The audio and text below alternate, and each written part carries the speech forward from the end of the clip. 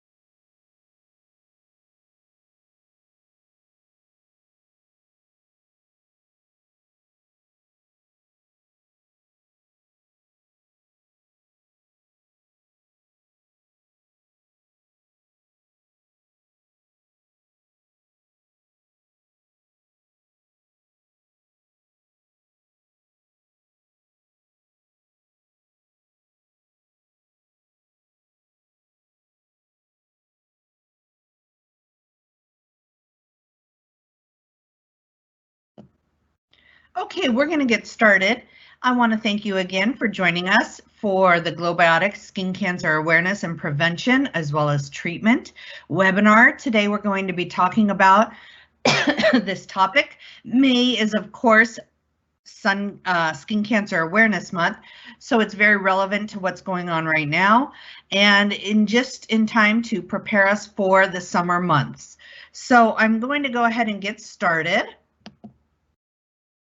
My name is Dawn Clifford, and I am the Director of Global Education with GlowBiotics Skincare. I have been in the industry for over 32 years and come with a vast knowledge of experience within the industry, working for plastic surgeons, dermatologists, also working for some of the major skincare companies out there. I've been on the education side of the industry for about 20 years. I am a licensed medical esthetician, and so my experience really does kind of is very long, if you would say, and I'm hoping that I can help you with any questions that you might have. You can always reach me personally at education@globiotics.com.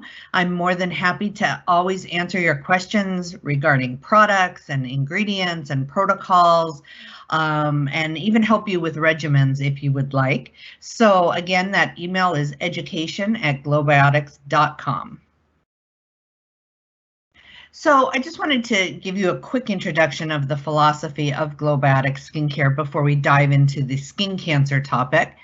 And Globiotics is a pioneer in probiotic skincare. We maintain the integrity of the skin while delivering results. Our focus at Globiotics has always been to reduce inflammation and rebalance the skin, giving it the ability to heal itself. And this will, of course, give you beautiful skin from the inside out. One thing that is so important when we talk about skin cancer is definitely anti-inflammation. The more inflammation and the more calm we can have the skin, the better. And also, if you have been going through any treatment with skin cancer, of course, we want to bring as most amount of anti-inflammation benefits to the skin as we can post-treatment. So that's a very, very important outlet, and probiotics is the perfect skincare line for that.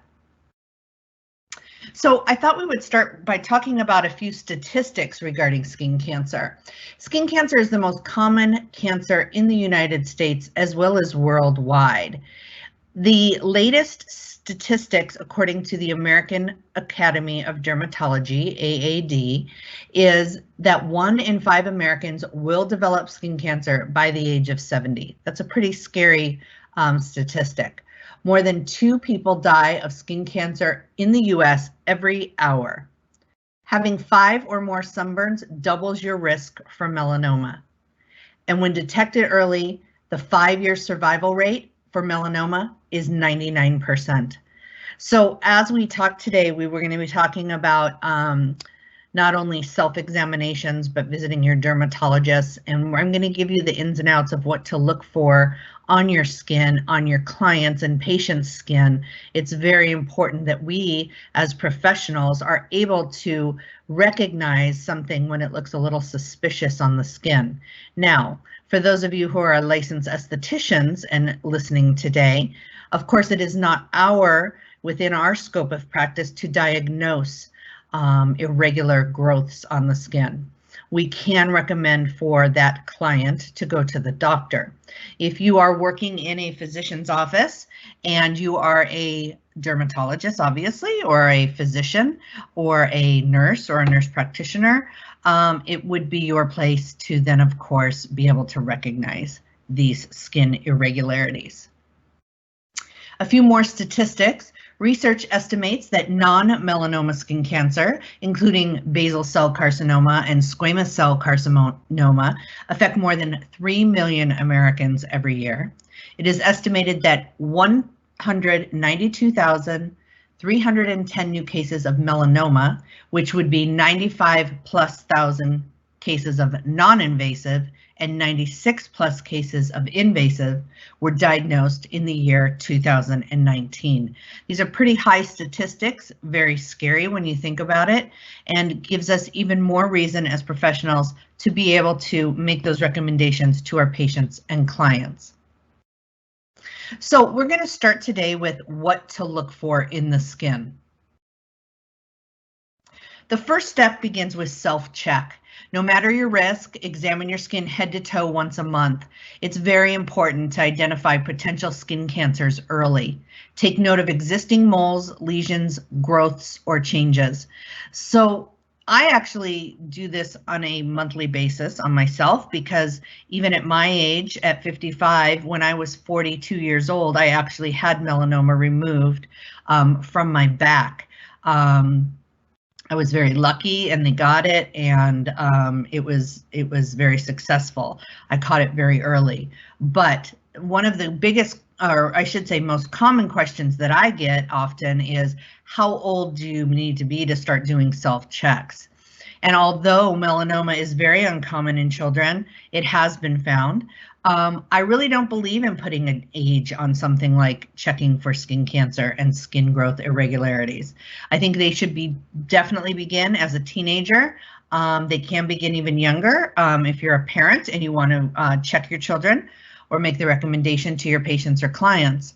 But I don't think there's an age limit on it. I think that they should begin immediately. So what I normally do is I keep a diary and I check those moles on a monthly basis on myself. And I make a little note of, where they're at, what they look like, and, oh, keep an eye on this one, or, it's okay. And then the day of my check to go to my dermatologist, which I do once a year, I actually circle the ones that are questionable so that I don't forget any of them. And then that way the doctor knows exactly the ones that I am concerned about. So when you are in doubt after doing your checks, you should have it checked out. Because melanoma can be so dangerous once it advances, follow your instincts and visit your doctor. And if you see a spot that just doesn't seem right, you probably should have it checked. So you need to know what to look for, and that's what we're going to talk about next. This really makes it very, very simple for us as professionals, as well as for our patients or clients to do their own home checks. And these are the basics as dermatology refers to the A, B, C, D, and E's of cancer. We start with A, which is for asymmetry. This basically means that one half is unlike the other half. When we talk about asymmetry, most melanomas are asymmetrical. If you draw a line through the middle of the lesion, the two halves do not match. So it looks different from a round to an oval and symmetrical common mole. So that's asymmetry. B is for border, irregular, scalloped, or poorly defined border, as you can see in the picture here. Melanoma borders tend to be uneven and may have scalloped or notched kind of edges, while common moles tend to have a smoother, more even border. They tend to be a little bit more, again, symmetrical or round. C is for color, varied from one area to another. Normally, if something is suspicious, it will have different colors in it. So you'll have tan and black and brown, sometimes even white, red, and blue. So when we talk about color, multiple colors are definitely a sign, a warning sign really. While benign moles are usually a single shade of brown, a melanoma may be many, many different colors, as we just talked about. As it grows, the color of red and white and blue can sometimes appear. So if you're seeing those three colors, red, white, or blue tones in that skin discoloration, that's more of an advanced state, and you should most definitely be having that checked out. Then we move to D. D is diameter. So while melanomas are typically greater than 6 millimeters, the size of a pencil eraser, if you look at the photograph on my screen right now, when diagnosed, they can also be smaller, actually. So while it is ideal to detect a melanoma when it's small, it is a warning sign if a lesion grows to the size of a pencil eraser. Again, that's usually about 6 millimeter or 1/4 of an inch. Some experts say it is also important to look for any lesion, no matter what size, that is darker than the others. And it can be very rare, but an amelodic melanoma can be colorless, I should say. So in a rare occasion, you may sometimes have a growth that might have other symptoms, the border, you may have some discoloration, it could be evolving, but it could be almost clear or have little color. It's very, very rare. Normally melanomas will have those darker colors in it, as we talked about. And the last thing to look for is E, evolving, a mole or skin lesion that looks different from the rest or is changing in size and shape. And you can kind of see the example, those little dots down at the bottom. So any change in size, shape, or color, or even elevation, if it's getting taller, not just wider, if it's getting taller as well, that's when you need to be concerned. Any new symptoms in it, such as bleeding, Itching or crusting could also be a warning sign of melanoma. And I know these are very scary to think about and talk about, but it's really very important, once again, that we can recognize them and then also be able to share that information with our patients or our clients. So the second step after recognizing something that is irregular or questionable on your body would be to see your dermatologist. If you've developed new moles or a close relative has a history of melanoma, you should schedule an appointment with your dermatologist. So it's very important to realize that melanoma is not just something that we can suddenly have occur from the sun or from years in past of sun worshiping. There is a genetic trait to it as well. And if it is common in your family, this should be even a more reason for you to have your checks every year. Most moles are benign or non-cancerous. Moles are that are greater medical concerns, including those that look different from other existing moles or those that first appear in adulthood. So the old adage is that it takes 10 years for the damage that you've done to start appearing on the surface of your skin. So that means when I was in my late teens, 18 or so, and was sitting out in the sun with baby oil and iodine on, as was very popular back in those days, many moons ago, the damage that I was doing, the burns that I was receiving, and the tan after tan after tan was not showing up in my skin until my late 20s or early 30s. And at that point, then it's just the beginning of some of those skin discolorations, sunspots, sun damage, moles starting to come to the surface. They could possibly not even be in a questionable state for 10 years after that. So that's why, again, earlier detection is better. Third point, if you notice changes in a mole's color or appearance, you should have a dermatologist evaluate it. You also should have moles checked if they bleed, ooze, itch, or appear scaly or become tender or painful, as we mentioned earlier.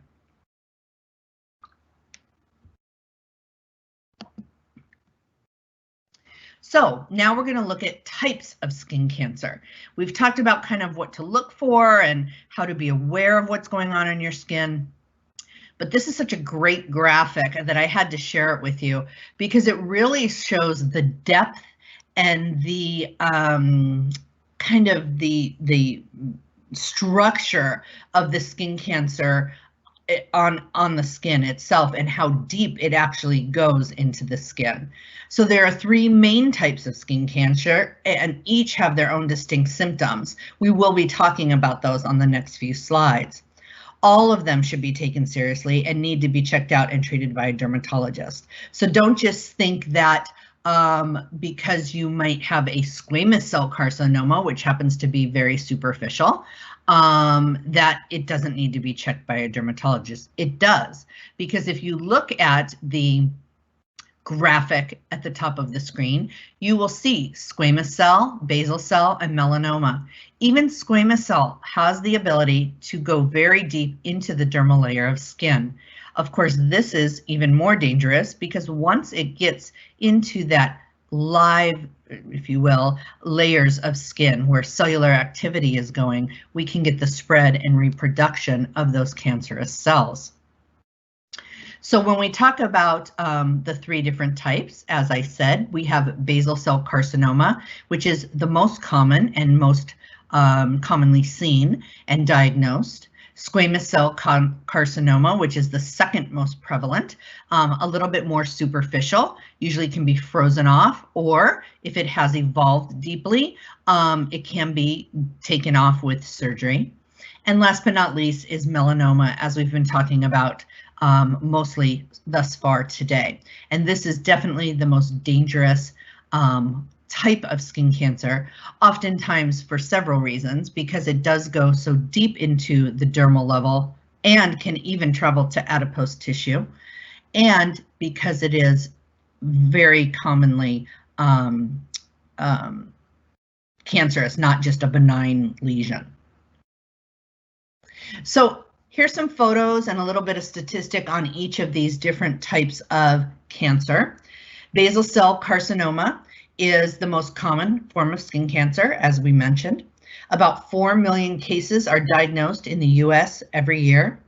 This is a kind of tumor that arises from the skin's basal layer, and basal cell carcinoma are uncontrolled growths that can appear as an open sore, scar, or even shiny bumps and red patches on the skin. Basal cell carcinoma usually is caused by a combination of cumulative and intense and intermediate sun exposure. So again, because this is the most common, this is usually what we'll notice on the skin first as something very suspicious, and definitely needs to be checked out by your dermatologist. Now, the good news about basal cell carcinoma is that it rarely spreads to the organs, which is very important, whereas, of course, melanoma is known for spreading. However, if a tumor is not spotted early or properly treated, it can locally be very destructive and significant scarring and even disfigurement. So a basal cell carcinoma, although it will not generally spread to the organs, it can be deep. It can go to the dermal level, meaning that when you have it removed, a lot of tissue may have to be cut away. And that could cause a deep scar, some disfigurement, depending on if it's where it's located, of course, on the body. Then we have squamous cell carcinoma. This is, again, the second most common type of skin cancer, and is actually more surface, if you will, not quite as serious as basal cell or melanoma. Squamous cell carcinoma is the second to basal cell in prevalence. It affects more than 1 million people in the United States every year, and these tumors arise from squamous cell and can manifest as scaly red patches, warts, or open sores. They may get crusty and they may bleed. Squamous cell carcinomas are more dangerous than basal cell carcinomas, as they have a potential to metastasize if not detected and treated at an early stage. So I correct myself, as earlier I said that it is not as dangerous as basal cell. In fact, it can be more dangerous to the fact that it can metastasize, but again, it does not usually go as deep as a basal cell. Prevention is key with the squamous cell and are mainly caused by cumulative ultraviolet radiation exposure over a lifetime. So this is I have noticed with squamous cell on the patients that I have treated in the past, this is something where it changes very quickly. Month to month, it could be a mark on the skin that is flat and red, almost actinic keratosis-like, and suddenly it starts getting dark in the middle. And then we start to have some scaliness and it starts to raise a little bit.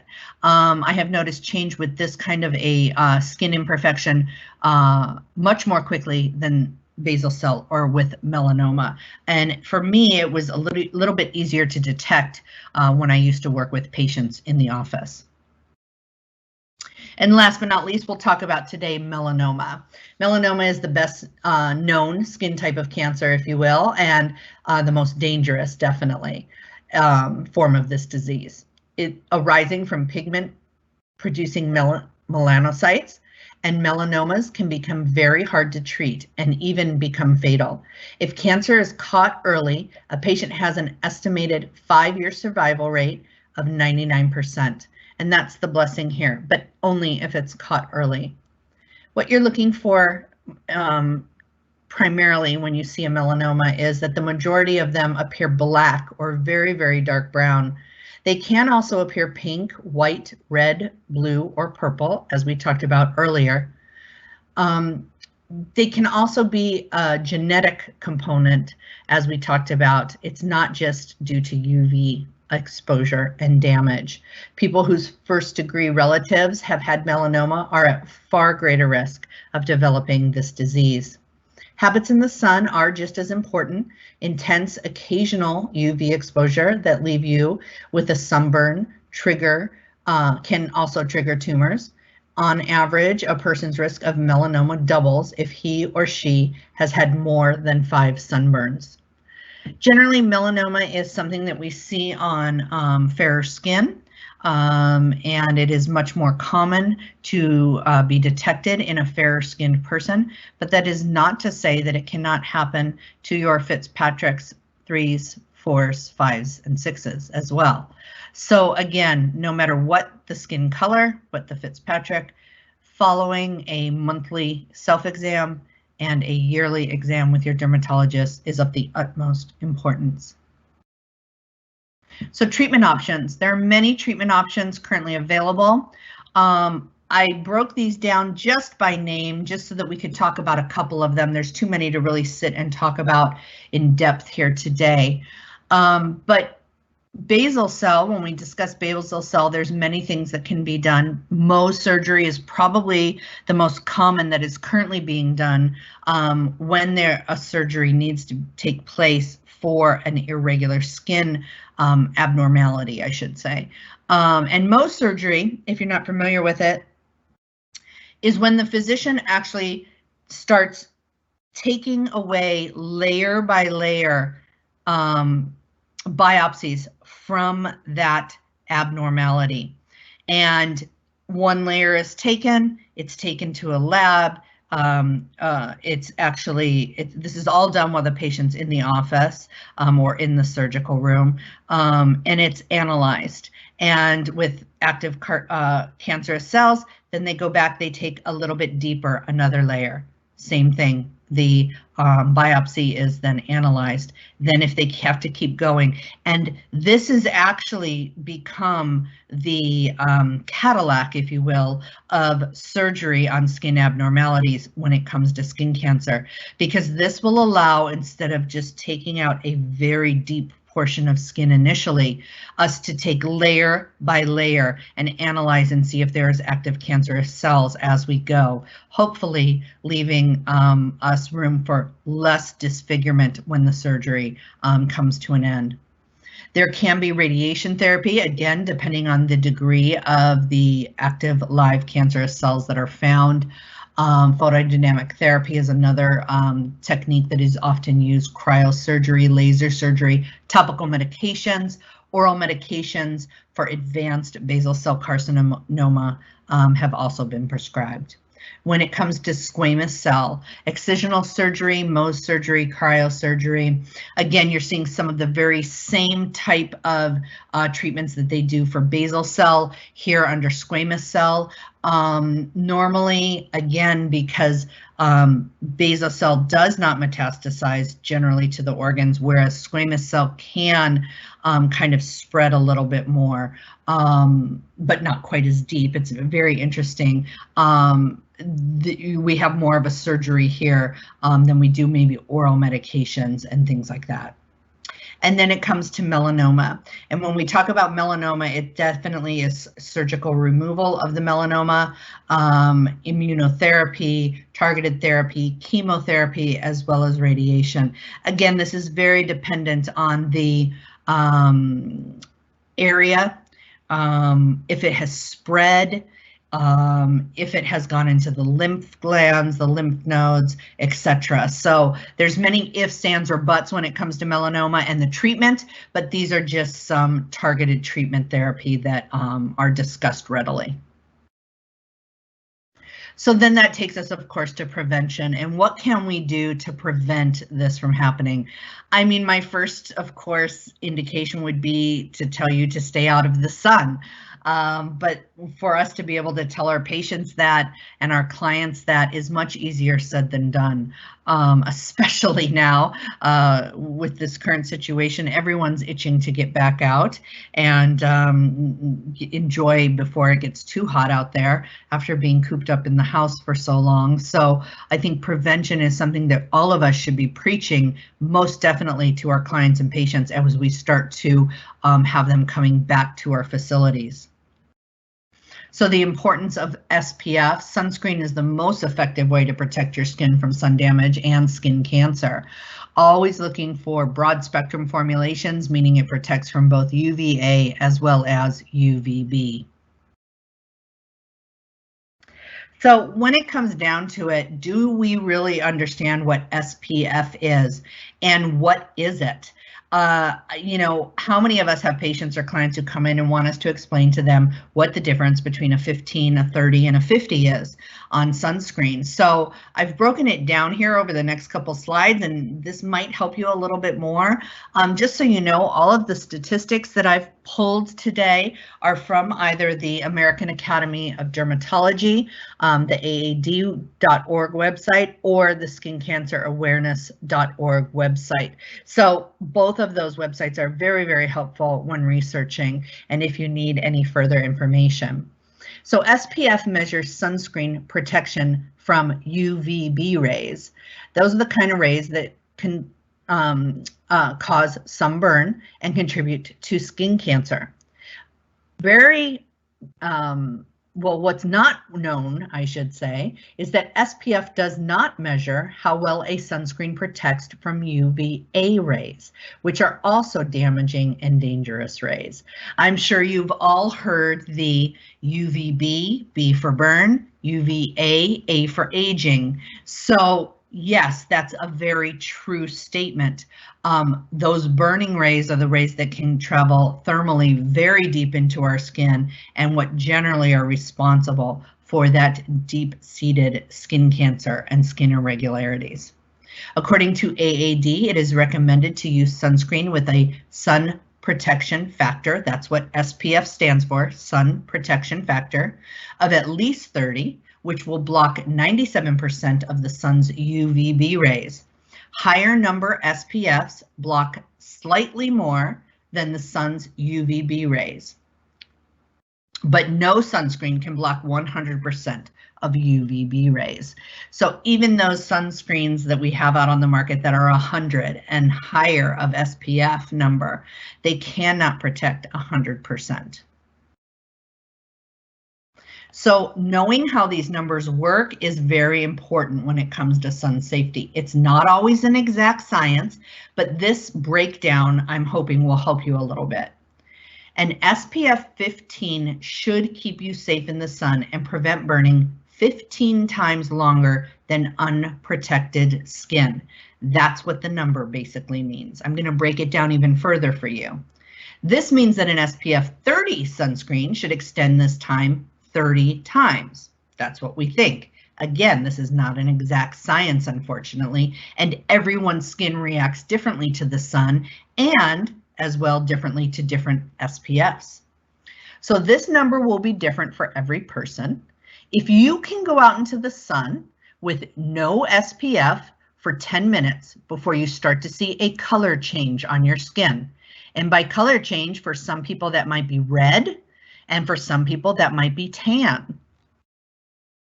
But if you can go out into the sun for 10 minutes unprotected, no SPF for 10 minutes, and then your skin starts to change color, this means that an SPF 15 will effectively or be effective for 150 minutes. Because what you're doing is you're taking the 10 minutes, 10, times the SPF factor, 15. That gives you 150. That would be 150 minutes of protection. Now, there are exceptions. Has the sunscreen been applied correctly? Has it been rubbed in? Has it been applied evenly? Has an adequate amount been used? Remember what I said earlier, there is no exact science to this. Especially, many of us love the convenience of those new spray SPFs that have emerged over the past few years. They are very convenient, and especially if you have children and you're trying to pin them down and spray them up with sunscreen. But one thing that people don't realize, I worked for a skincare company a few years back, and we launched an SPF 50, and people were spraying it, and then we would get people who were saying that they were getting sunburned. Well, the problem was not with the formulation. It was wonderful, but it was actually with the application. People spray it on their skin and then they go. They don't realize that you still have to rub it in evenly. You still have to apply a generous amount to the skin, because if you don't, it's an uneven application and you can develop sunburn, of course. So then we move on to types of sunscreen. There's physical and there's chemical. So when we talk about physical sunscreen, sometimes called mineral sunscreen or broad spectrum, this is the use of minerals such as zinc oxide or titanium dioxide to deflect UV rays away from the skin.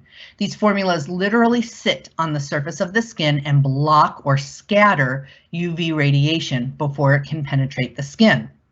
I have a great example coming up on the next slide of this. Then we have chemical SPF. Chemical sunscreens contain chemical compounds to absorb UV rays. These chemical compounds include formulas like oxybenzone, octinoxate, octooxalate, and avobenzone. These chemicals change UV rays into heat, which is then released from the skin and scattered. So this next slide, you're going to see an example of that. And we see on the left-hand side of our screen a physical sunscreen. When the sun rays, the UV rays, hit the skin, they actually bounce off the surface of the skin to some extent. And this is providing a pure physical or broad spectrum block to the skin from UV rays. Whereas a chemical sunscreen you see on the right-hand side of your screen actually turns UV rays into non-damaging wavelengths of heat when absorbed by the skin, and then it scatters them in the skin so that they are non-damaging.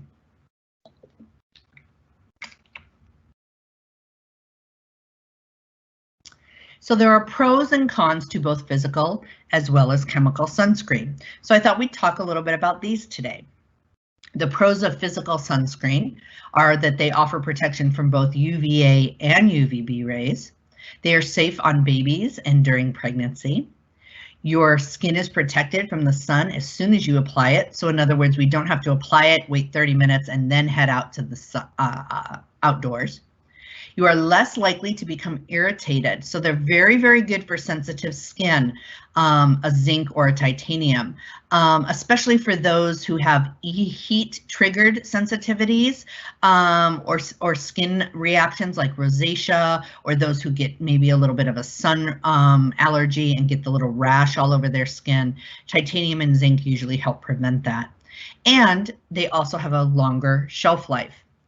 Now, the cons of physical sunscreen, they can rub off because they sit on the surface of the skin. They can come off easy. Sweat off, and you can rinse off very easily. So you do need to reapply them more often. It can appear white or chalky on the skin, especially for darker complexions, although many advancements have been made over the past years, and there are now very more luxurious, if you will, formulas of zinc and titanium so that you don't get that white kind of ashy, masky look to darker skin. It can be very heavy under makeup, and it can sometimes increase perspiration for some people. And it can be thicker, which will require more effort to rub in to the skin. And it does need to be generously applied for full effect. And then we talk about chemical SPF. The pros of chemical sunscreens is that most only protect from UVB rays. Very few protect from UVA rays. And then we have a thinner, it's much thinner. They're in consistency, if you will. They spread much easier on the skin like a lotion, and it makes it ideal for daily use. Less product is needed to protect the skin. Easier to use than when combined with other ingredients. So a lot of times you will find moisturizers or makeups or skincare products that have a built-in SPF. They're using a chemical SPF because it can blend with peptides and enzymes and other skincare ingredients and give a beautiful texture, if you will. Now, the cons cons with chemical sunscreens. There comes an increased risk of irritation and stinging, including in the eyes. And a lot of people are very sensitive to some of these chemicals, and they can get a little rashy sometimes. Many ingredients are required to create both UVA and UV protection.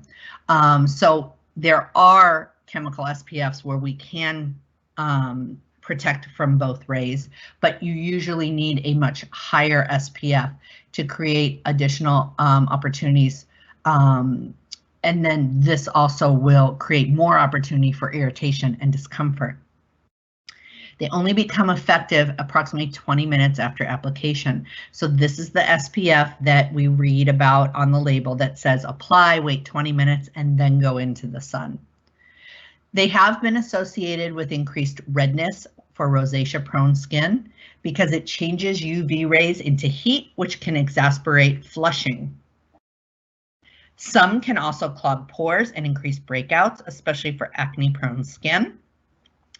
And the latest con against chemical sunscreens is that some states, including Hawaii, the Florida Keys, and others are following, have begun to ban chemical sunscreen because they are not safe for the reefs and the environment and can damage the oceanic ecosystem. So you will find more and more people are looking for purely physical SPFs, titanium and zinc, but they're looking for them in a more of a luxurious and cosmetic type feel to them, and they are out there. It's just a matter of finding them. So I'm often asked, is SPF in my makeup enough? Oh, I don't need an SPF over my moisturizer. I have SPF in my foundation. Well, it's really best to think of your sunscreen in your moisturizer, your BB cream, your CC cream, or your foundation, or other cosmetics as a bonus. It really should not be your main source for SPF protection. Most users do not apply these products in quantities that are necessary to create a meaningful protection. So if we're only applying, the amount you do of your CC cream, BB cream, or foundation, that is generally not enough for full day protection. Additionally, sunscreen is the most, in most of these products, is not considered broad spectrum. It's not providing the same coverage as your usual sunscreen. So most of the time, because of the little bit heavier weight of zinc and titanium physical, you are only getting a chemical SPF in your makeups, BB creams, CC creams, etc. And again, sometimes that can be an irritant to some skins. So now indoor versus outdoor wear. If you are inside most of the day with short intervals in the sun, going out to your car in the morning, walking into the office, then back again at the end of the day, you can use a sunscreen or cosmetic product with an SPF 15 or higher. If you spend a lot of time outdoors, especially when and where the sun is strongest, the beach, the golf course, the tennis court, you need a SPF 30 or higher. And I always suggest, if you can, find a water-resistant sunscreen as well, especially during outdoor activities, to help increase the reapplication time. But generally, we always recommend reapplying every 2 hours, because if you're at the beach or out by the pool, you are definitely jumping in and getting wet and you need to reapply. If you're on the golf course, if you're on the tennis court, if you're hiking, if you're rock climbing, whatever it might be, you are sweating and perspiring, and that again will call for a reapplication of your SPF protection. So prevention, as I've been talking about, very, very important. Sunscreen is an important tool in the fight against skin cancer, including melanoma.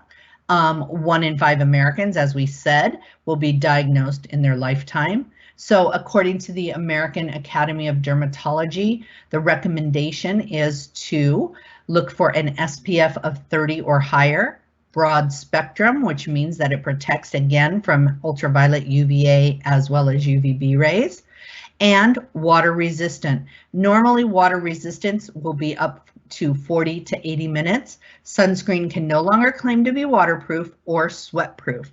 You're going to see a lot of labeling changes over the next few years coming very quickly on sunscreens.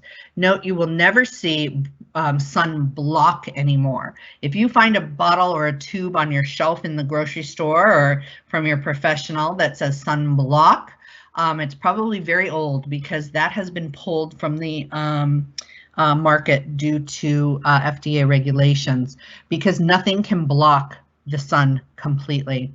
You will also stop seeing waterproof or sweatproof.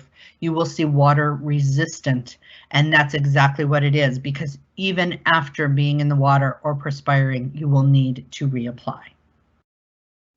So that brings us to our recommendation from Globiotics, which is our tinted sunscreen SPF 30. This is a very unique formulation in that it is fully physical, zinc and titanium dioxide, which I'll give you the percentages on the next slide.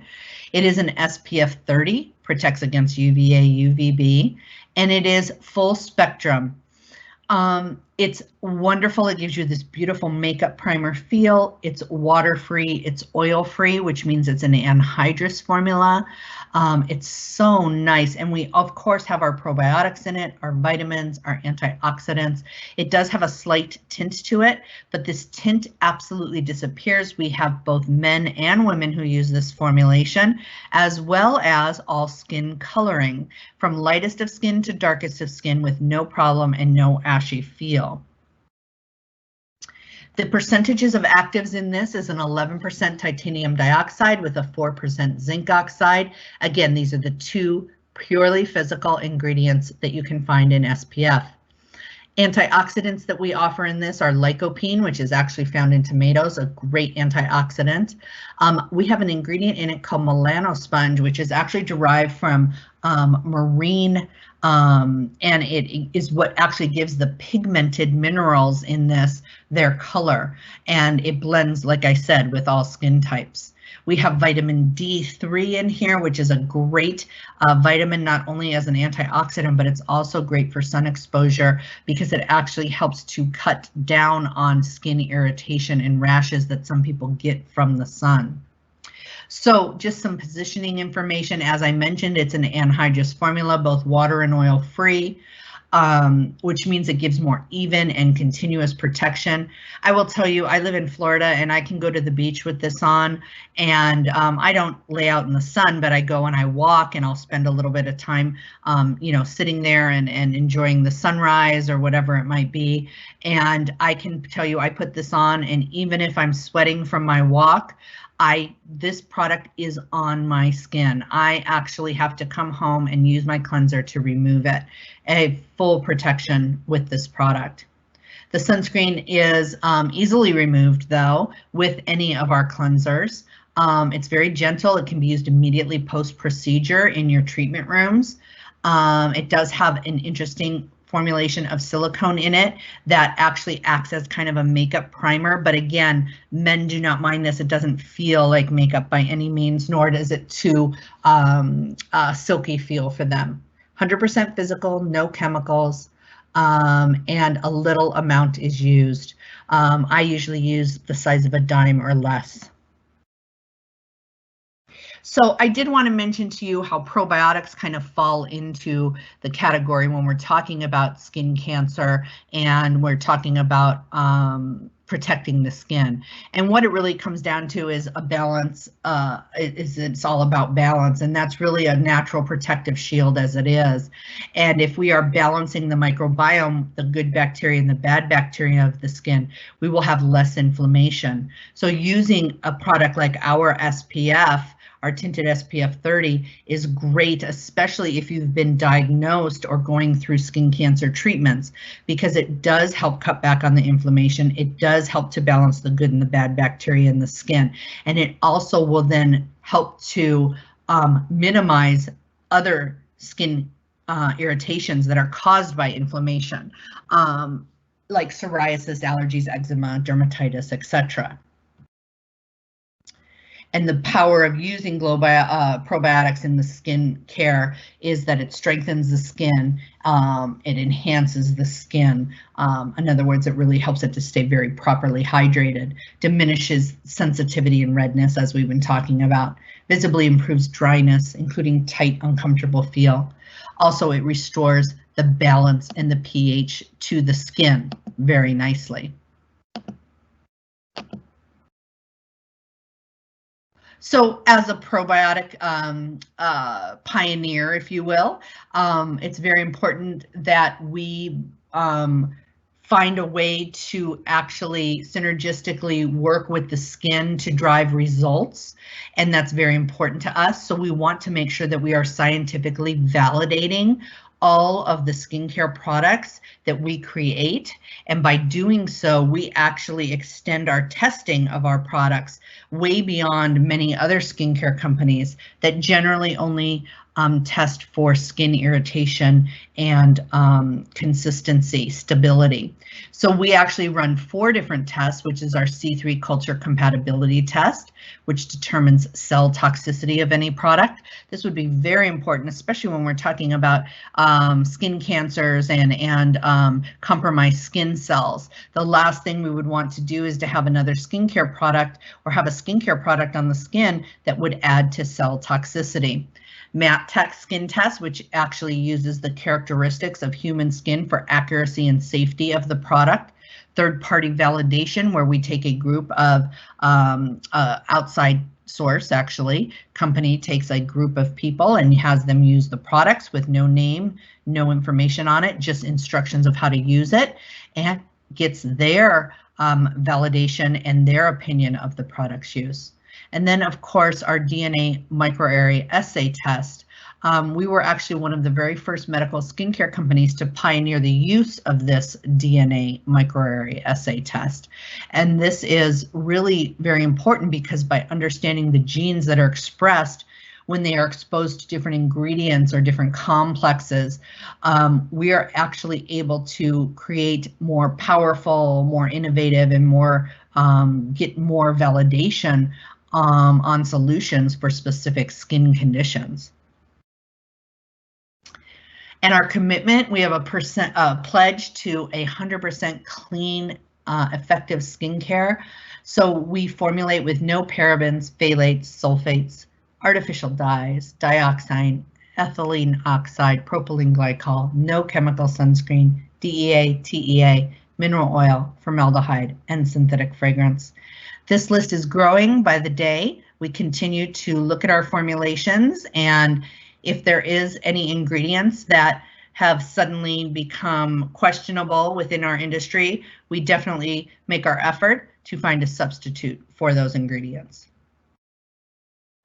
So I wanted to offer to you today something that I know that many states currently are in the process of reopening. Several of you over the next few weeks will be reopening your medical practices or your spas. And in the meantime, before you open, I wanted to just remind you that we still have direct shipping available to your clients and patients. And basically what this is that the patient, if they're out of their cleanser or moisturizer or sunscreen, they can actually place an order with you. You process the payment as normal, and then you submit your order to us at Globiotics. We actually ship directly to your patient or client. It goes right to their home. Excuse me, I'm sorry. And then, of course, we would invoice you as normal. But this is a great convenience for your clients at this time when maybe they are unable to see you. How can you let your clients know or your patients know about this? You could always have an out-of-office message on your email. Put the message on your voicemail for your out-of-office voicemail that you have going. Send texts if you're already texting your patients and clients. During your video chats or video consultations, this is a great idea as well to let them know. Add direct shipping ordering instructions to your website if you have a website, and you can always promote via social media. So all you need to provide to us is the patient's name, address, the product ordered, so whatever the products are they requested, if you would like us to send any specific samples to them, and then if you've extended a gift with purchase to them. For example, today you're going to be getting a 10% off on your orders. So I'll give you that code in just a minute. And if you want to extend that to your patients, of course, you're able to. But you can always submit your orders to cs@globiotics.com. And then we also have on our website now the form that you can actually fill out for direct shipping. It's at globiotics.com/drop. So I wanted to share our May promotion with you today. And for professionals, it's when you buy 2 cases, you'll get 1 case of the, when you buy 2 cases of our tinted SPF 30, you will get 1 case of our probiotic instant refreshing gel hydrator for free. This is a $58 value each jar. So it would make a great gift with purchase, or go ahead and turn around and sell that. That's pure profit in your pocket. For the consumers, of course, for them, we offered buy 2, get 1 free. So it just depends on how you want to run your promotion with this. Want to invite you to visit us and share as well as follow us on social media, Facebook, Instagram, Twitter, Pinterest, as well as YouTube. For those of you who may have come into this webinar late, or if you would like to rewatch it or share it with some of your staff, you can visit it, you can view it, I should say, excuse me, on our YouTube channel. The link is right there on the screen. You can either screenshot it or take a picture of it with your phone if you have it. And all of our webinars are recorded and placed on our YouTube channel within 24 hours of this live webinar. You can also, when you email customer service at cs@globiotics.com, Tim can actually share with you the YouTube channel as well. Or if you email me at education@globiotics.com, I'm happy to share that with you. So I want to thank everyone for attending today. Our promotion code is 10% off. The code that you will need to use is PRO, P-R-O 511. That's PRO, P-R-O 511. And that's the code you're going to give to receive 10% off. You can place your orders through email at cs@globiotics.com, or you can call our 1-800 number, which is 877-423-1314. I'm going to open it up real quick, see if there's any questions, if anybody has any questions today for me, and I'd be happy to answer them. You should have received a, or when you logged on, there should have been a little dashboard for you, and there's a Q&A section where you can actually type in your questions to me.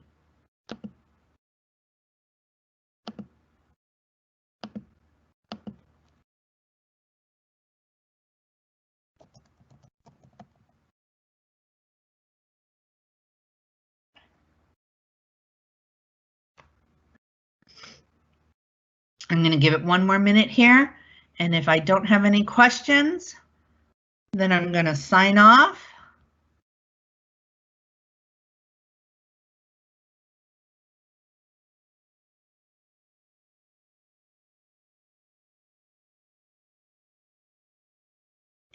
Okay, no questions are coming through, so I want to thank everybody for joining me today. And also remember, you can always email me any questions that you have at education@globiotics.com. Thank you all again for joining me, and everybody stay well.